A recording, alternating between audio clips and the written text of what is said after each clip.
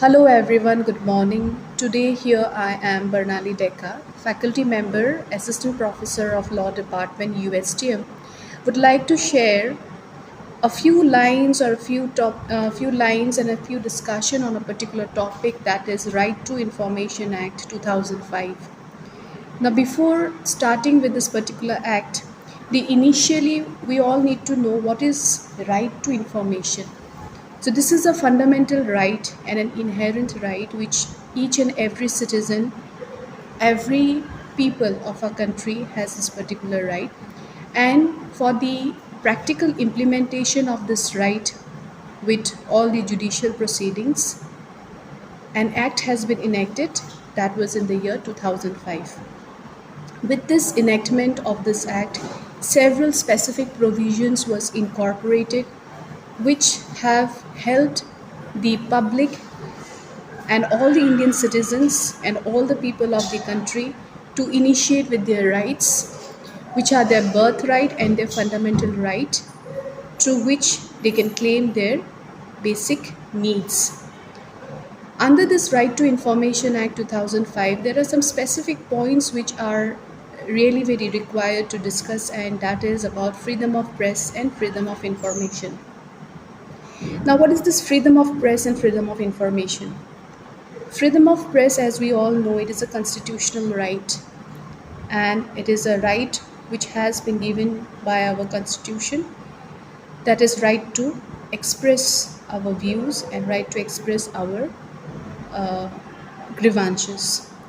Along with freedom of press is also freedom of information.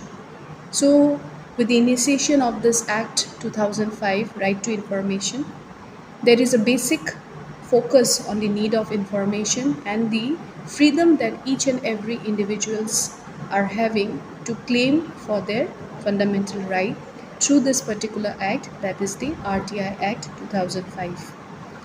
Consumers' right to know is also one of the basic key point under this particular act, because we as a public are also the consumers, and as we all know that the consumers has to be beware about their purchase and about their needs, because this right to know has inculcated within us a specific need to know what is going on, a specific need to have transparency and accountability in each and every part of the government system.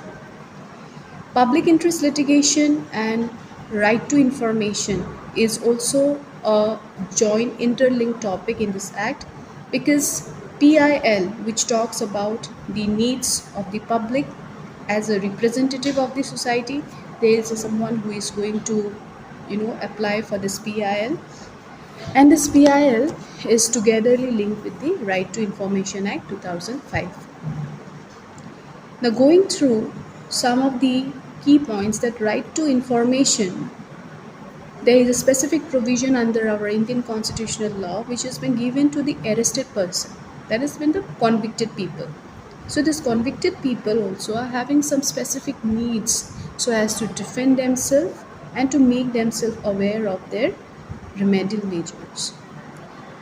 So, offering with this subject is a very important subject, and this Right to Information Act is a subject which has been taught by me in BLLB 10 semester, LLB 6 semester. So, as this act is a very important, so it is a required subject which every law student during their courses has to deal with such kind of subject, because these subjects have some practical implications whenever you are aware with your fundamental rights, which are also stated to be our inherent rights, which every individuals need to deal with it.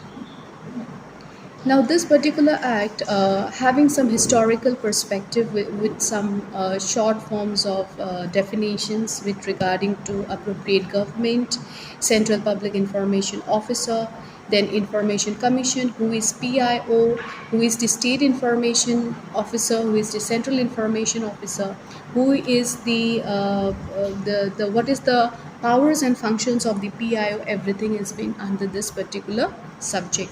So, stating the importance of this subject, that each and every individual should be aware of it, so that they are not cheated in their life duration, because right to information and having a transparency and accountability in every work of our life is a fundamental freedom, and it's a fundamental birthright which has been allotted to everyone. Because being a consumer or being a citizen of our country or being an individual, you all need to know about your individual rights, and you all need to be aware of your needs and requirements, which goes with this particular act. So this was just a brief outline of this particular act in a very short duration that I have stated, whatever way I can and I can overcome with it. But for the further information and with a descriptive information, I would like to state and come up with my next video, which I will be uploading in the next 2 3 days. So for today, I would like to end up with this informations. Hope this informations will be helpful for everyone. uh, Thank you.